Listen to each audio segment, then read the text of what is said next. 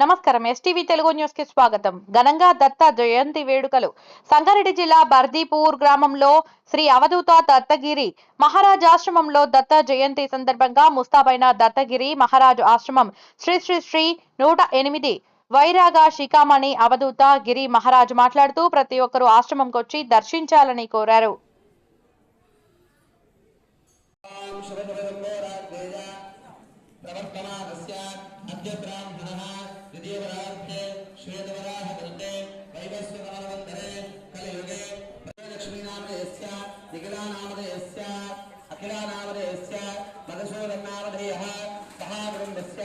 నందీశ్వర గోత్రోద్భవస్య వీరన్నానామధేయస్య ధర్మపత్ని నిర్మలా నామధేయః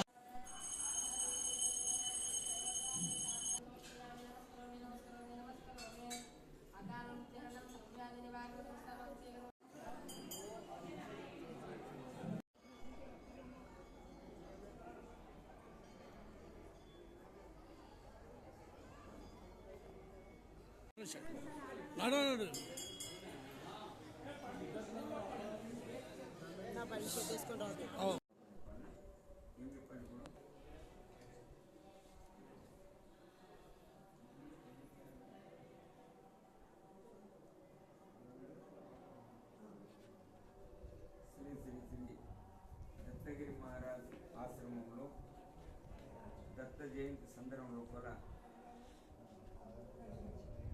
దత్త హోమము, గణపతి హోమము, రుద్ర హోమంతో సహా చంటి హోమం 3 రోజుల కార్యక్రమం జరిగింది. 13, 14, 15 డేట్ల చంటి హోమము చాలా విశేషంగా దత్త జయంతి రోజు భక్తులకు ఆధ్వర్యం లోపల పూర్ణావతి కార్యక్రమం ఉంటుంది. అందులో దత్త జయంతి సందర్భంలో కూడా ఒక డోలారోహణ కార్యక్రమము 21,000 మీద 600 జ్యోతులు సాయంత్రం 6 గంటలకు కార్యక్రమం ఉంటుంది. ఈ కార్యక్రమం సద్భక్తులందరూ పాల్గొనాలి. దాని గురించి అంటే 21,000 మీద 600 జ్యోతులు అనే దాని గురించి ఒక విశిష్టత ఉంది.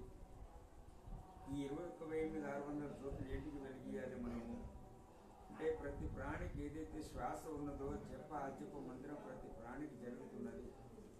ఆరోగ్యం ఉన్నటువంటి వాళ్ళకు అనారోగ్యులు కానీ యోగులకు కానీ లెక్క లేదు, సంఖ్య లేదు.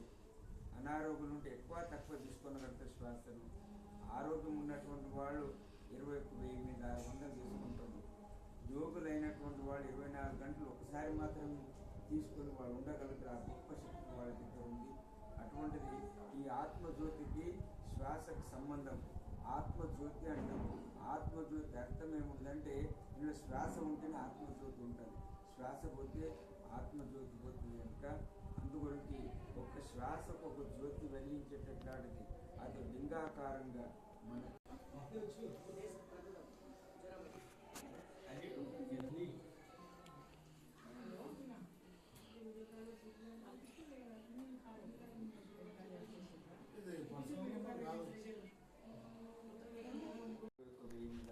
జ్యోతి వెలిగించి ఈ కార్యక్రమం పూర్ణావతి ఉంటుంది. ఈ కార్యక్రమం సద్భక్తులందరూ అధిక సంఖ్యలో పాల్గొని ప్రసాదం తీసుకుని తీర్థ ప్రదర్శించుకోవాలని ప్రార్థిస్తూ అవధూత